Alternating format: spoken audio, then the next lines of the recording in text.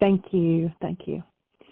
So welcome, everybody, to the second hour of Mindshifters Radio. And today is Wednesday, August the 16th, 2023.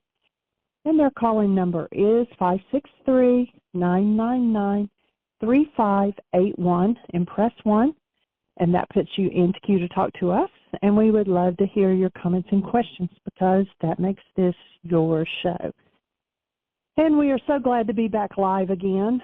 I'm sure Dr. Tim told you that Blog Talk had issues Monday and Tuesday. We tried to dial in. We couldn't even, if we dialed either the host line or the regular call-in line, it didn't even ring through. And we notified Blog Talk, and they said that, they were aware that there were issues with that as well as the direct connect. And so they were having some major technical problems. And, it is a little inconvenient. However, you figure that we have been doing this since 2011, and maybe 5 times in all those years have we not been able to do a show. So we really are grateful to Blog Talk and try to just be patient with them when they're running into issues too. We've had technical issues before that there was nothing that we could do. And like on their website or the app or whatever, it's like we were just kind of stuck trying to figure it out, trying to work out the problem. And so we can totally understand sometimes things go wrong. And we are glad, though, that they got it back up today. We're glad to be live with you, and we would love to hear your comments and your questions. I was looking to see if I'd received anything by email, and the only thing was different people writing saying, I can't get on the show. And we were like, that's okay, we can't either. So, but I didn't have any questions. So if you have a question or if there's a direction that you would like to see the show go, then please press 1 and it raises a hand, and we'd love to hear from you. We welcome you in the chat room too. Glad that you're back with us. And so at this time, I'm going to welcome Michael. You're not coming through. You're not coming through, Michael. You mean you want me to undo my mute button, sweetie? Yeah, that would help. That would help. And welcome, everybody. Delighted that you're here. Delighted that we're here. And our apologies for the last 2 days where Blog Talk was just down. We haven't gotten an explanation, but they're back, so we're back and rocking on. So delighted that you're here. I want to do a starting point today from an experience that Jeanie and I had last weekend.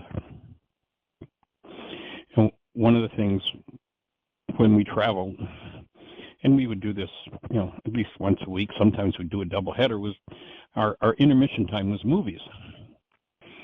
And on occasion, even though we're settled here now in Bristol, Virginia, we'll go catch a movie. And there was a time way back when I would not go to a movie that had violence in it. It's like, I don't want to put that into my field, was the reason that made sense for me. And one day, and you could tell what year it is by going and looking at what year the movie The Island came out. I don't know, it's probably more than 20 years ago. And I had the guidance, knowing it was a violent movie, to go to it. And it's like, no, I'm not going to do it. And I got this argument going on inside my head with this guidance, go to that movie. No, I'm not going to go to that movie. Go to that movie. Okay, I'll go. In the opening scene, or at least one of the early scenes in the movie, somebody climbs up on the back of a yacht in the Bahamas and has their leg graphically hacked off. To which in my mind I respond, what the hell am I doing here? Why are you sitting here? And the response was very clear. And the response was, Michael, you have a belief in a world of bodies. And rather than play out that belief in the world in order to get to look at it, rather than creating from that, everything that Dr. Tim was talking about was unconscious creation. This gentleman that he was speaking about had an unconscious dynamic which reflected in his perception, and his creation replicated something from the past. I think there's a book about that. I think it's called something like "Why Are They Doing This to Me Again?" or "Why Is This Happening to Me Again?" That's it. Which, of course, you can download free from our website. So the guidance was, or the response to that, "What the hell am I doing here?"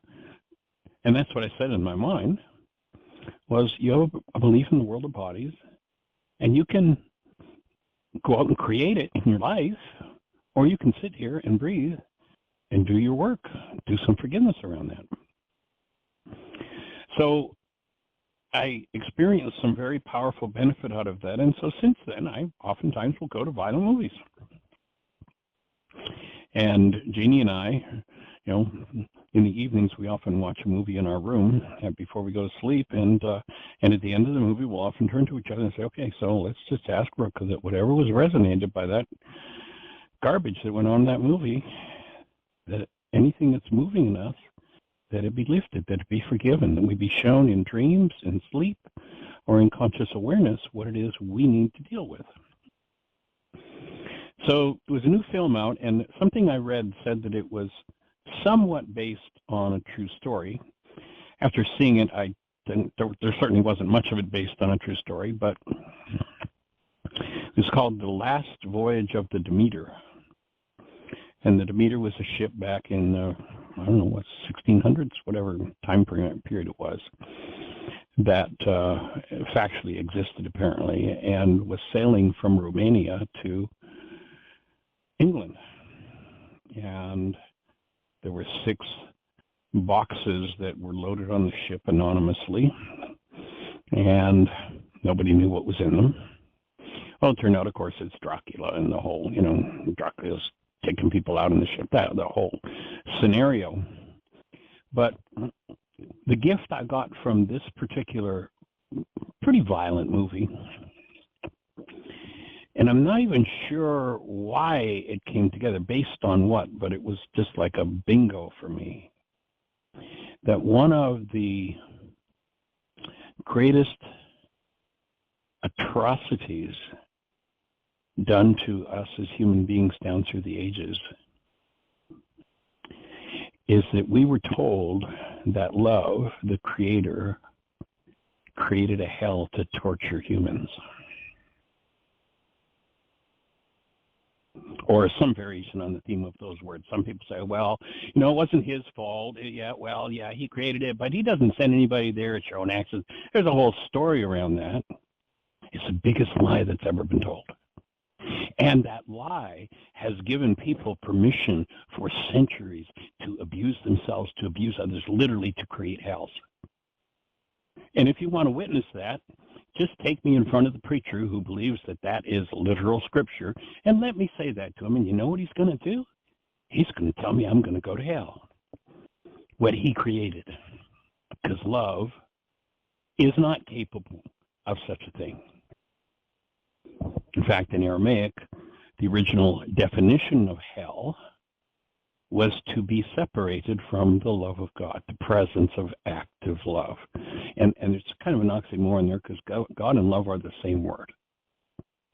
When we are not holding in our physiology the gateway open, it was called Rachma in Aramaic, for love to be present within us, we are literally creating our own hells. And of course, the projection game, God did it. And it's kind of like the story in the Garden of Eden of Adam, and there's all this uproar, and he explains to God what the problem is. And of course, it's not Adam. If you remember the words he had, and this will be the same thing the preacher will tell you if you tell them that God did not create hell, that that's a lie and a fraud, and it's a trauma for everybody that ever hears it. You listen to Adam, and he says, God, that woman. The original blame thought. And then comes right on its tails the second blame thought. That you gave me.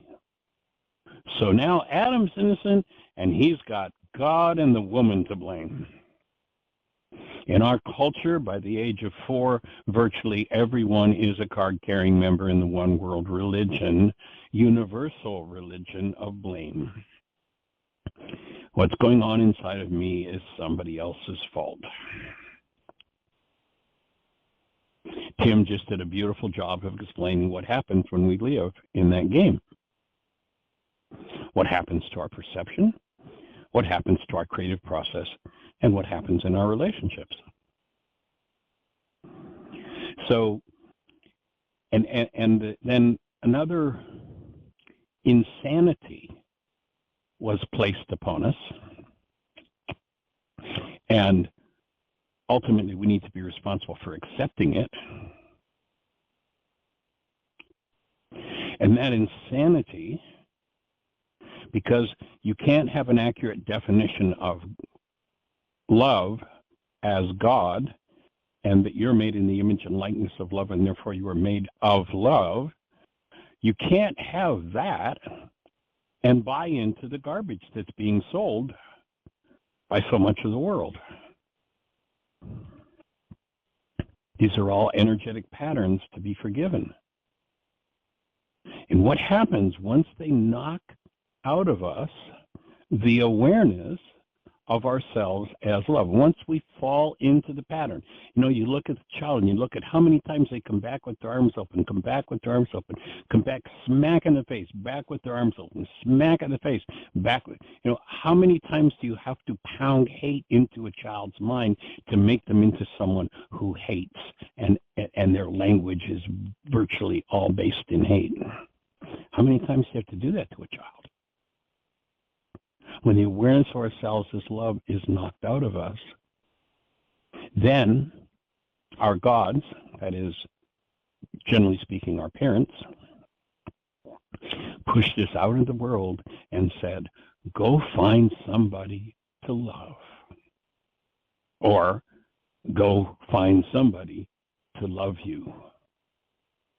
After having delivered the message in very early childhood for many, many, many people, you're broken, you're not lovable. Well, the second part of the message is true. You're not lovable. You are loved, that's all. Love isn't a verb. It's not something we do to each other. It's not something we collect from other people. It's not something we can deliver to other people, except when we realize ourselves as the active presence of love and we choose to stand in that space. That space produces certain results out of the energetic pattern of the world. You'll hear us talking about, there's a chapter in the book on holding the space of love. The conditions in your physiology, in your environment, in your genes, and in your mind have to be actively set in order to energetically call love into the world, into your physiology, into your perception, into your mind, into your emotions, into your relationships. The conditions have to be there to call it forward, to give it a space to express. If there is not a space for it to express, then the tendency will be for awareness of it, not the fact of it, but awareness of it to be blocked. That's one of the absolutely awesome and wonderful parts of this work, is it doesn't matter how terrorized and how traumatized you've been. Terror and trauma are of one level of experience. Because of the law of resonance, that terror and trauma world of experience cannot touch, cannot enter, cannot impact in any way, shape, or form the truth of your being. Remember, we live in an energetic world. Now, I can say, I love my wonderful, FM radio station where it plays all the oldies that I really love. And I'm going to go over here and turn on my AM radio. I'm going to tune into it. Well, whatever your oldies are, coming in on whatever the number is on the dial, the frequency is on the dial for the FM radio, whatever it is, doesn't matter. You can't tune it on the AM radio. You can't do it. They're two distinctly different bands of energetic experience, and one can't get into the other.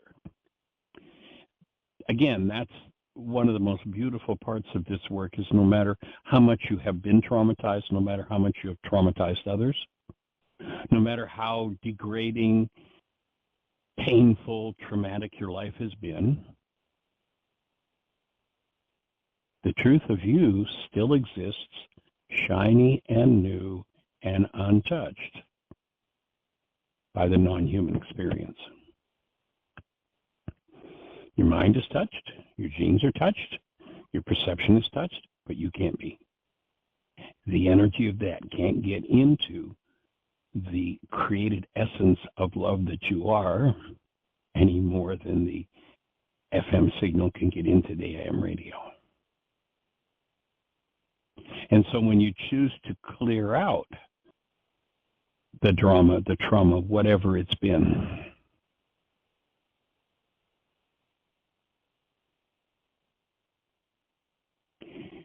then having created the conditions physiologically that are attuned to or resonate to the true presence of love, then you, the true presence of love, get to show up in your physiology.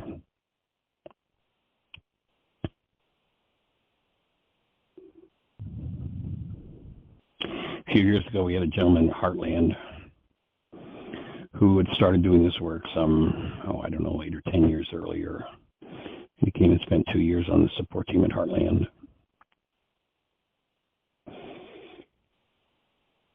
And he completed his tenure there. Actually stayed over past his tenure to complete a roofing job on one of the buildings. Thank you. And he shared this on the show several times. We've talked about it. But to me, it particularly fits right here. And the last time we talked about it on the show, he shared how when he was a kid, his father was an alcoholic, was in jail more than he was out of jail. He would as soon pound on him as care for him or cherish him. Trained him in his father prided himself in being a gangster and trained his son into being a gangster. Drugs and alcohol, jail were all involved.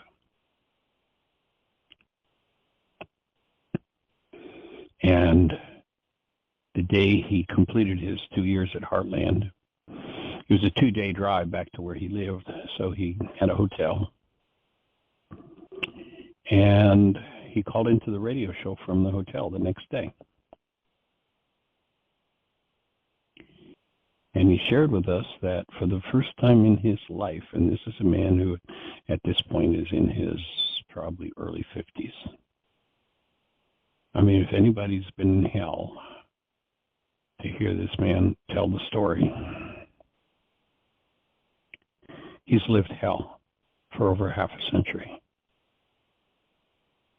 And he called into the show. I don't even know what date it is. Jeanie might, if you want to listen to the show. But he called into the show, and he said he got up that morning in this hotel room, and for the first time in his life, he wasn't filled with trepidation.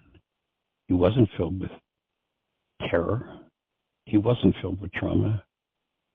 He was literally, physically experiencing the active presence of love in every cell in his body. That's what this work is about. It's not about fixing your finances. It's not about fixing your relationships. It's about returning to the truth of who you are as conscious, active, present love, and through forgiveness, making the space for you to show up in your own physiology. And when you show up, it's just as shiny and new as the day you were breathed out of love's nostrils, to use a metaphor. And on the way there, It's a journey. It takes time, it takes patience, it takes work. When Yeshua told a group of his disciples what the work was that they had to do, half of them whined, turned around, and left saying, and their words were, too hard a saying.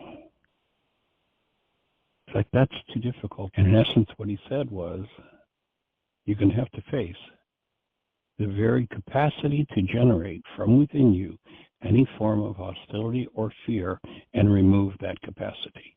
You're going to have to forgive that capacity. And to that, literally half of his disciples left. And their words, as recorded in those ancient scriptures, was too hard a saying.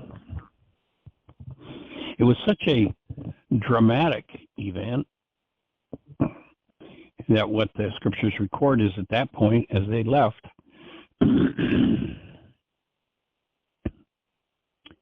Yeshua turned to Peter and said, Pete, are you going to? Are you leaving? Are you going to quit now?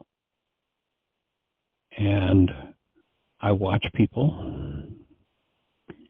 who come into contact with something that seems to be bigger and more than they could handle. Fortunately, there's an automatic and built-in suppress mechanism, so until you're ready to handle it, it can't come forward. But in order to heal, it's going to come forward. It's got to come forward. And the practice is cultivating your relationship with conscious, active, present love so that you can solidly stand there no matter what happens. And then understanding how forgiveness works, you cancel the goal that's driving the perception that's based in pain. The perceptual construct of the mind, when you cancel that goal, collapses in on itself.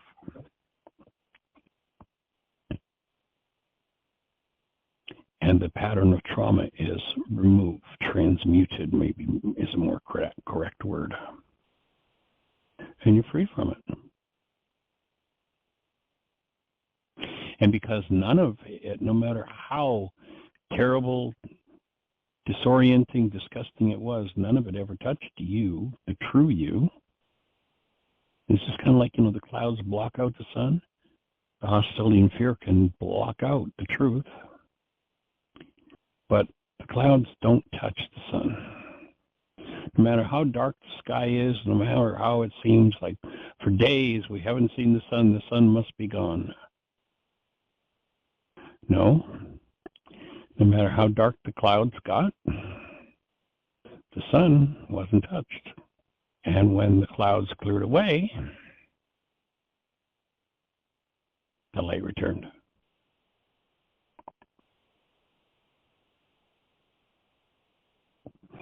So once again, in a nutshell, pardon me, we are here to do that work individually and collectively and to support literally every mind, heart, and being on the planet doing that piece of work. And we're absolutely delighted that you're here holding the space for it. And if you're out there in listener land and you're on one of those stations where we can't see you in our control panel, call-in number is 563-999-3581. If you call that number, you're listening to the show.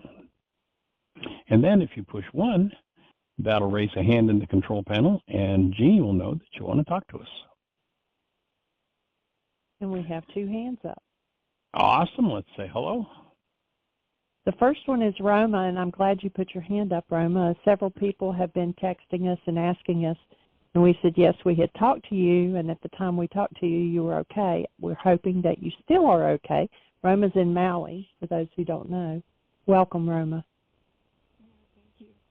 Can you hear me? Breathing with you, Roma. You're loud and clear, young lady. Glad to hear your voice. I just want to let you know that the entire island was in shock for days. For me, the shock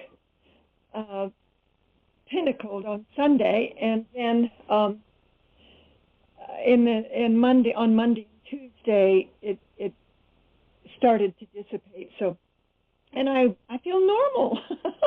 I feel normal this morning for the first time all week. Oh my gosh. Congratulations. Yeah, it was, oh gosh. Well, I mean, it's beyond words. The grief is just beyond words. Oh, yeah, we had a few I fires hear you. up near where I live. There were a couple of fires too. But they didn't last very long. It's a weird thing when they report on these things on the internet. Some of the things you're reading were things that were reported 2 days ago or 3 days ago, and what's on the internet is not timely.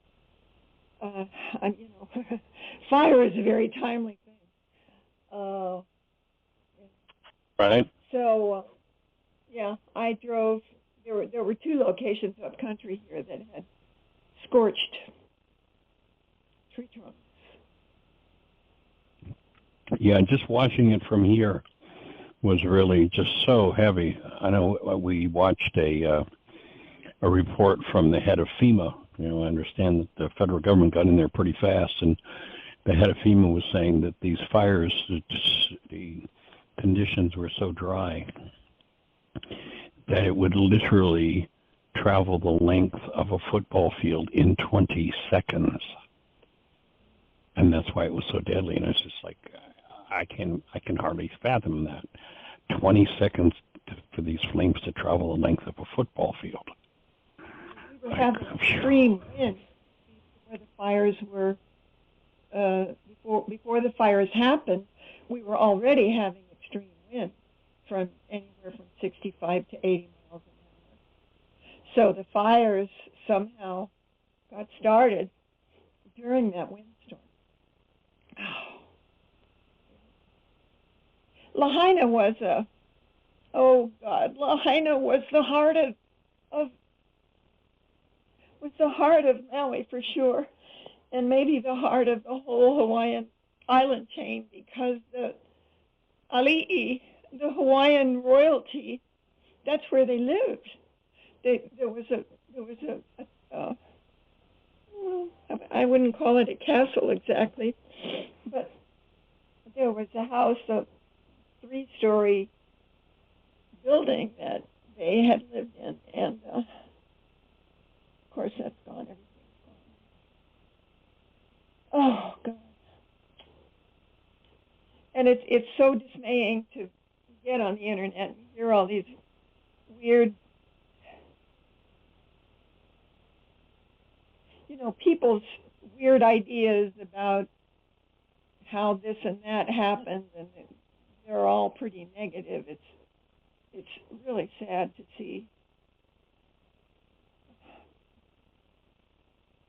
Well, we certainly open our hearts and join you in holding the space. You've done enough of this work that you're probably unusually capable of being the space that will assist in recovery, in the transformation of the pain, of the trauma, and being the space to sort of vacuum that energy off of the island.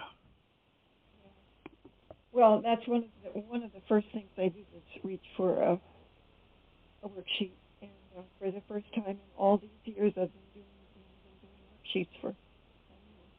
You're kind of cutting in and out. Is your phone right up close to your mouth? Yeah.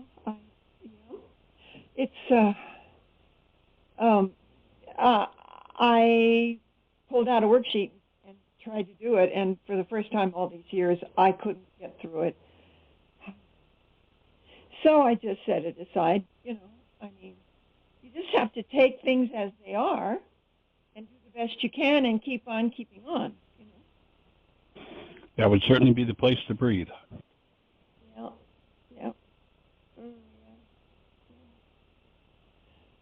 Yeah. So, I guess I don't have too much to say. My mind, the nature of my mind has changed radically. I just turned 80 in July, and it's really Happy Hurl Day. Thank you. But it's really interesting to watch myself age, especially my mind, because it's very different than it used to be. So it's a little bit more difficult for me to talk, but the memories, I lay in bed last night and was trying to remember my life. And I really had to struggle to pull up a lot of the memories. Yeah. So it's a strange place to be in. But I'm here, and I feel really good today. I feel normal today for the first time in a week. And so I thought I'd give you all a call and let you know that I am okay. And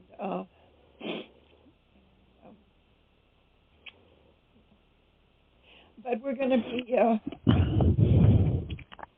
challenging here for quite a while on the east side of the island. Well, we're holding the space, and you have been the subject of several conversations with different people, and we shared that we had called you one night and talked with you and that you were okay. And I tried. You one, and you weren't there, so yeah. So I guess strange things happening all over everywhere, but we're all okay.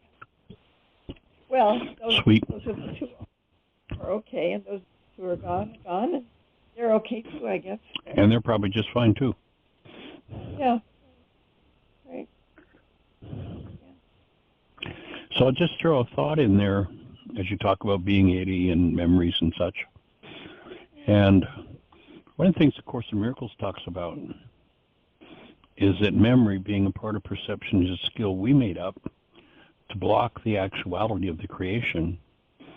And so, for me personally, when I really got that, which was about a year ago, maybe a little less than a year ago, I started asking to have memory taken away and perception taken away.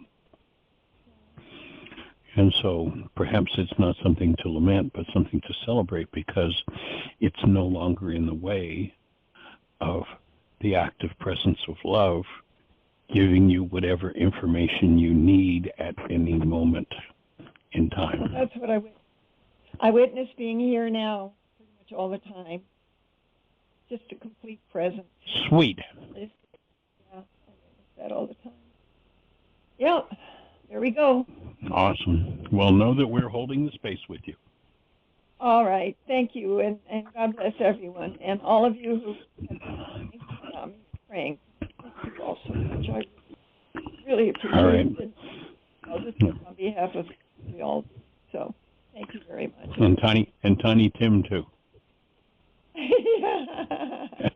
Okay. Hello. All right. Well, we're glad you called to share with us. Blessings. Okay. All right. Blessings. All righty. Take care. Bye-bye. And our next So, Miss caller Jeanie? is Miss Susan, 610. You're on the air. Good to hear from you. Hi. Welcome. We haven't heard your voice in a bit. Well,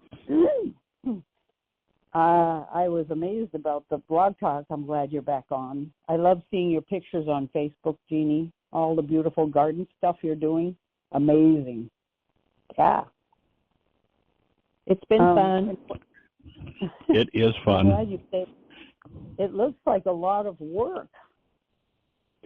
It has been a lot of work. Actually, this past weekend, I was talking to, actually, the gentleman that I just shared the story about when he was at Heartland. He's a contractor, and I was talking to him about, we have a neighbor with a bunch of compost that's being swept away against his will, and he said, if you want it, come and get it, Michael. So I tried doing it by hand with our garden cart, and it was just, there's a huge hill, and this compost down at the bottom of the hill, and we're up at the top of the hill.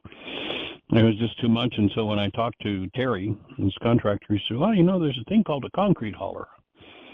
So I went out and rented a concrete hauler where I could carry 21 cubic feet of this material at a time effortlessly because it's motorized. And oh my goodness, did it save a lot of work. And it completed our newest native species garden space with soil, where I thought it was going to take us another 6 months to do it by hand. So it was A blessing. It's great. That's. I wanted to give a testimonial secondhand. The woman who borrowed and still has my Avicen was on my support group with us today. She held up her hand and flexed it like a perfectly healthy young hand. She's 84. She said, I use this every day. Look at my hand. And she had very poor movement in her hand the last time she showed us, and she's got full movement. And she was singing the praises of the Avicen. So I just wanted to report. Yeah. I'll tell you, I believe I believe it is the most important adjunct to health that there is. You know, for me, what I see as the reason why there's so much trauma in the world, so much suffering, so much poverty, so much divorce, there's one single reason, and that's that people do not have forgiveness. They don't know how to change the contents of their own minds, so they live in the why is this happening to me again experience. And there's only one device that I've ever seen that performs what I would call physical forgiveness, and that's the Avicen. So I'm with you 100%. It's amazing. It is just beyond miraculous. And, wow. And it's the only the only certified medical treatment that I know of that people regularly say, like this woman saying, I love the side effects of my medical treatment. Right. Because all of the effects related to it are uplifting, they're healing, because there's nothing toxic, there's nothing invasive about it. It's amazing. Yeah. Well, it's pretty cool. She was asking me if I want it back, because I've had surgery on my wrist and my hand to try to get back to playing the piano, and I'm doing my own personal physical therapy on it. And I've told you before that the lifestyle I lead and the amount of exercise I get, I wasn't able to notice how the Avicen was helping. So that's one reason I felt so free to lend it to her, is I thought, well, there'll come a time when I'll need it, but she needs it right now. And I still feel that way, unless, maybe I need it now. Anyway, there's a lot of swelling, and the stitches came out yesterday, and I'm just... Yes, you need to put your hand back in it. Okay. And of course, you don't have to put the injured hand in it to have the impact and the healing in the injured hand. You can use the other hand, because the way that it works is it's working by warming the blood, and through that circulatory system, because of course every cell is in contact with blood, every cell gets a treatment every time you use it. But that would be my take, yes. That leads to my other question, though. I have not stopped exercising. I've not stopped teaching. So aren't I getting the benefits from all that for this hand, too? I mean, do I need it? Absolutely. Okay. Well, it's more. Here would be my thought is, you remember in the past we've talked about factors, that we can't say this one thing changes everything. But, if you're at a level 5 vitality and you have a level 7 toxicity, if you make a 0.2 change in your dietary regimen, you make a 0.5 change in your forgiveness regimen, you make a 0.7 change in your exercise, all of a sudden you got that 2-point gain, and whatever the structure needs to heal, it's going to be able to heal. Yeah. Most people, resist exercise. You have a routine, and I really admire you for it. It's better than mine. I wish mine were a little better. And you're doing the garden. You're doing your garden. Yeah, well, yes, the garden that's been one of the blessings of the garden. It's definitely work. Yeah. It's definitely 2 or 3 showers a day sometimes. But on the other hand, most people you can get the benefit by movement, because what movement does, a sufficient amount of exercise does, is it warms the blood. And warmed blood opens capillary flow, delivers oxygen, delivers nutrition. It makes a major difference. That's why people who are sedentary tend to suffer from all kinds of diseases and die early. And not many people are going to sit down or lay down 2 or 3 or even 4 times a day. Or pardon me, not many are going to go out and exercise to the degree you have to exercise to get that heat effect happening, where you can lay down comfortably 2, 3, and 4 times a day and have your hand in the avocen and have the same effect happen. Now, there was a research project at University of California in San Diego, and they were working with blood sugar, doing a double-blind study on blood sugar. And what they found was that using the avocen for 30 minutes after eating a meal, had the impact of the equivalent of about a 60-minute brisk walk. And most people who need it aren't going to do a 60-minute brisk walk 2, 3, or 4 times a day. But you can do it just by laying down and putting your hand in the avocen. So, it's a passive experience of getting that additional boost. And she said it breaks up blood clots too. Is that true? Yes. Well, basically, the bottom line cause of disease in the system of medicine that I'm trained in is congestion. And one of the primary areas congestion occurs is in the blood. That's why a lot of people are on blood thinners. And so what happens is blood is what they call a non-Newtonian liquid. And as a matter of fact, we're doing some teaching with Aria, and we're picking different concepts and giving her examples of it and teaching it to her. So she, in the last few weeks, she's gotten down the definition of double entendre. In fact, she loves to say it when we come up with a word that's like, what is that, Aria? Oh, that's a double entendre. So we just started last week. With analogies. And so I went and put a jar of molasses in the freezer. Molasses is a non-Newtonian liquid. And of course, when you put it in the freezer, it doesn't move much when you take it out. And then I took it and I ran it under cool water. It was in a glass jar. And then I ran it under warm water and got it hot. And it's like, see what happens? See how how free flowing it is?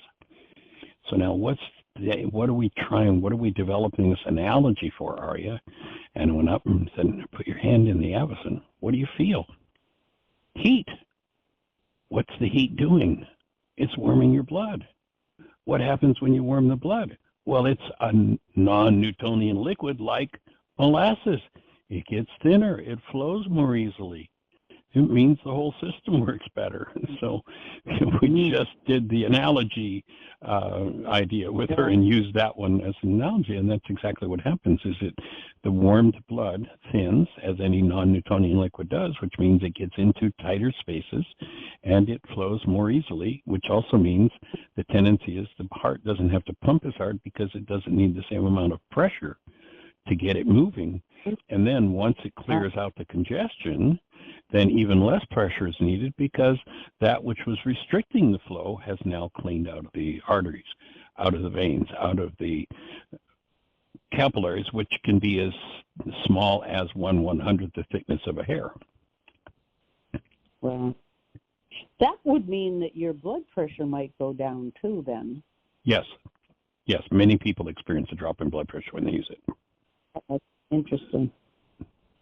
Okay, well, that's good to know. And swelling, swelling and inflammation are an important part of the healing process. But many people, they injure themselves, and so the inflammation starts where the injury occurs, which is perfect. That's what's needed. That's what calls in cleansing materials, rebuilding materials, and changes the chemistry at the site of an injury, and allows healing to happen. But if people don't have sufficient circulation, microcirculation, what happens is when the inflammation's done its job, there's congestion and it can't move out. So the inflammation remains, and now the inflammation becomes the source of disease. And one Wow. of the first things that the avicen does is it starts to move those fluids so that inflammation is removed. So swelling goes down faster, injuries heal much more quickly. So would it be okay to stick the fixed hand in the... Point exactly. You can, I mean, you don't need to put your injured hand in the avicen to have the injured hand be treated by putting your hand in the other hand in the avicen. I understand. Because what it does... Say again? Would it hurt my injured hand to put it in? Well, remember that there is a vacuum that forms, so there's some pressure on the hand. Only you could determine that. You know, if you put your hand in it, remember there's a pause button, so if you try it, because the more local heat that's applied, the faster the healing will tend to occur. But try it, and if you find that, there's even the least bit of trauma, just push the pause button, take your hand out, and do it with the other hand. Oh, okay. There's actually kind of a neat video on the internet. You remember the mood rings, where the mood ring, you put it on your finger, and when it warms up, it changes color? Well, there's a guy that did a video where he put a mood ring on the non-treatment hand, and he put his hand in the avicen, and within about three or 4 minutes, the ring was changing color in the non-treatment hand, the opposite side of the body. Wow, that's cool. All right, well, you've motivated me. I'll give her a call. She said she could get it over to me as soon as I asked for it, and I have not wanted to, and I don't want to slow down her. She really loves it. So we'll trade back and forth. She doesn't live very near me. Yeah. So my other question has I do to have do with just one other thought on that, and I don't know what her financial situation is, but I do have a brand new used machine. When I say brand new, someone that I know bought it and only used it for about 2 hours, and their lives got busy and they were doing a number of other things, so they just never got back to it. And so if she's interested in buying I think on the meter it's about maybe 4 hours in total that it's been used. It's like a new machine. That if she wants, I'll give her a good price on it. That's awfully nice of you. Do you have an idea how much it would be? Because she's very limited in how much she can afford. You don't want to give yourself. Well, that's the stuff. Yeah. Well, the machine normally sells for $29.95, and I could sell it for $19. Well, that's very generous. Well, I'll keep that in mind. I'll talk to her about it, and I'll get back to you. Yeah, cool. Awesome. You said something very interesting just now on the radio show about memories and telling Roma that it's okay to not remember.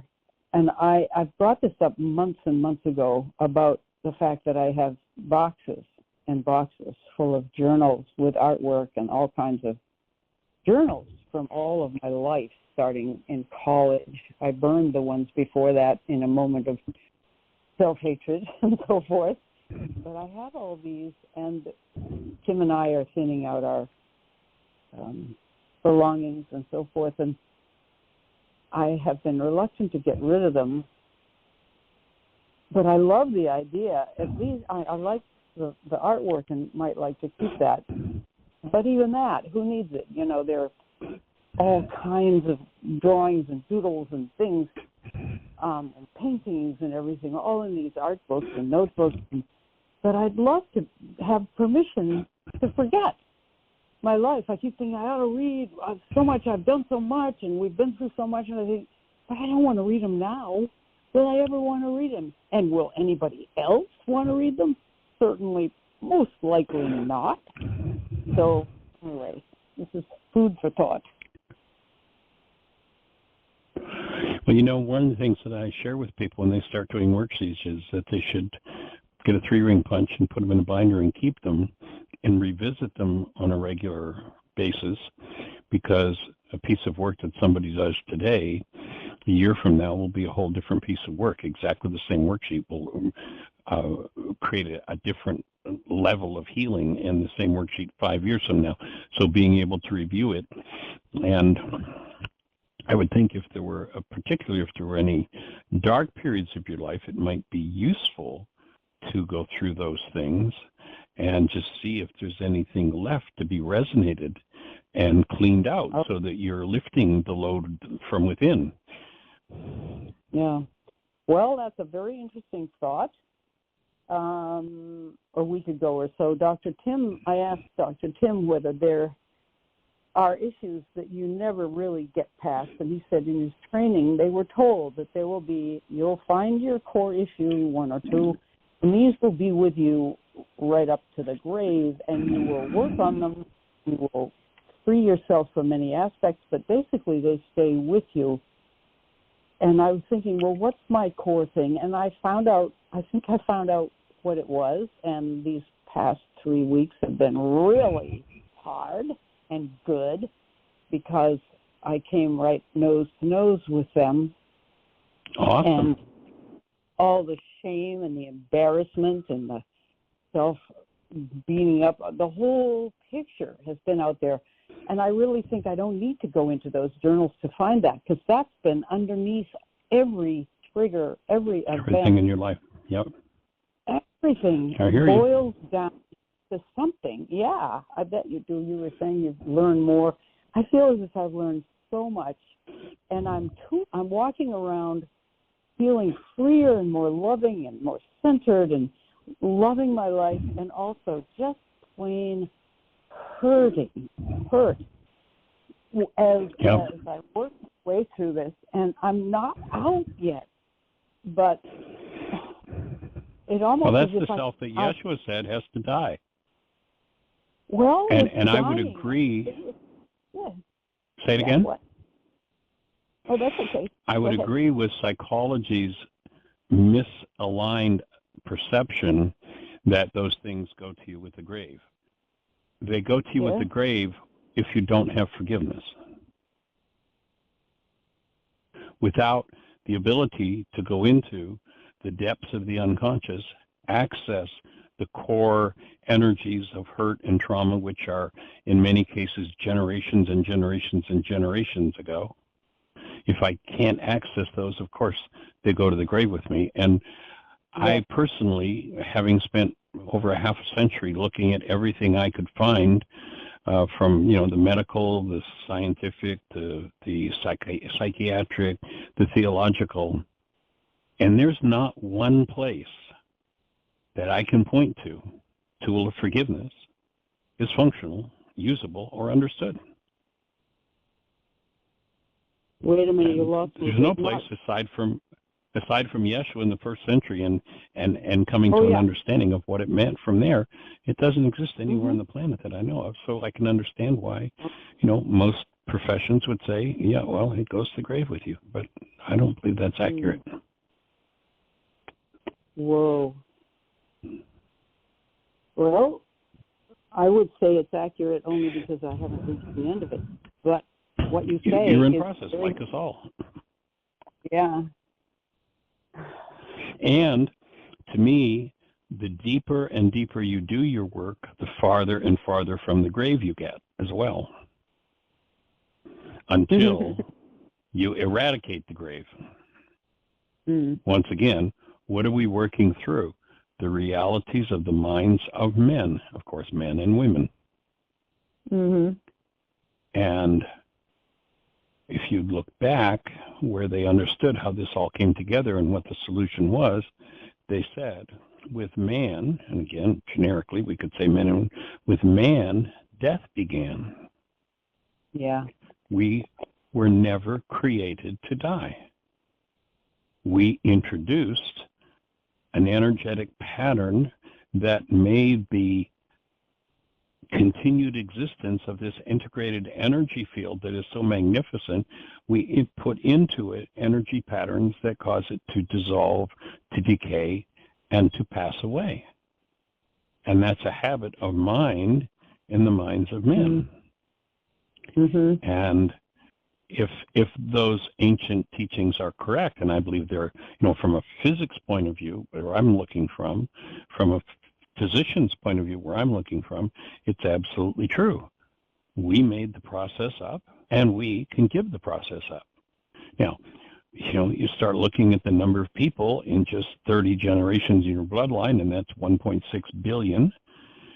And every year after that, it doubles. So there's a pretty large number in there. Yeah, these patterns are so deeply embedded, it's going to take time. It's a process. But ultimately, and to me, one of the requests I realized was important for me to make, and I can't even say when I first had this realization, was I'm willing to look at, experience, feel fully, and process through every energetic pattern that has ever killed anybody anywhere in my bloodline. I'm willing to process that, process through that, and dissolve and get rid of it. What killed the ancestor that was with, Bonaparte's French army marching into Russia and having over 225,000 men killed on horseback, freezing to death and starving and being killed in war? What do I need to process? What was the energy that, if I happen to have an ancestor that was in that bloodline, what's the energy that I need to process of that man who, at the 10th month in that campaign, in 30 below temperatures, fell off his horse dead? What do I need to access in me that's and is still in the energetic pattern of my genes and remove from my tissue structure? And how many ancestors between that day and today have been impacted by that energy? And am I willing to embrace that? Am I willing to access that? I talked about going to movies. It's a way to short circuit, to sit. Am I, quote unquote, am I disturbed by a violent movie? No, you can't be disturbed by a violent movie. You can't be disturbed by anything. But if there's a disturbance in me, can that movie bring it up? Yes. Well, thank you for bringing it up. Now I don't have to go into the real world and set a relationship up for that to come up. I can do it by just sitting here and letting that experience, getting into that film and letting that experience resonate that in me, and remember to breathe and apply forgiveness, to recognize I have goals for what happened in that. I know one of the series that we watched in the last year or so was a series on Netflix called Versailles. And the backbiting and the terrorism between people and neighbors, it was just horrendous. A lot of goals to cancel in watching that series of Versailles. Michael, it's too late for me to ask this question on this show, but why do animals die then? Because they are innocent. They don't have that stuff. Well, one of the things that they've observed is that animals who are domesticated in the wild have very few diseases, but in the home of their human owner, they have and die from the same diseases as their owners do, only years before, because the animal can't resist the energetic pattern of the owner. Well, doesn't have the intellectual capacity to refuse it. Right. So still, they do if you read right, but if you read back in history into indigenous cultures and such, there are reports that what was observed was not that the animals died, but there'd be an animal in the forest, and the animal would just evaporate, would just disappear. Wow. And my take on that would be that the animal would just energetically transition to the next level of existence. And is it we who have the capacity to bring in something new? We're the only creature we know of that can bring in a new energy. And if we bring in a new energy of death, and every other creature that's exposed to that energy has no resistant ability to remove it and no capacity to forgive it, then they're going to give expression to it. If we collectively and individually remove those toxic energies from the planet, then my offering would be the animals will be freed as well. Wow. Okay, thank you for fielding that. That'd be my take. Yeah. That's my take. And they're going to cut us off in just a second or two. They just yelled in my ear that we have 10 seconds. So. Yeah. Well, thanks for all right. All that. Yeah. Appreciate you. Have a blessed one. Thanks, you too. Everybody, thanks for joining us. Yay. Thank you. And Roma, once again, we join you in bringing healing to the trauma that's unfolded in Maui, and join you in holding the space. Thanks, everybody, for joining us. Blessings. Bye-bye.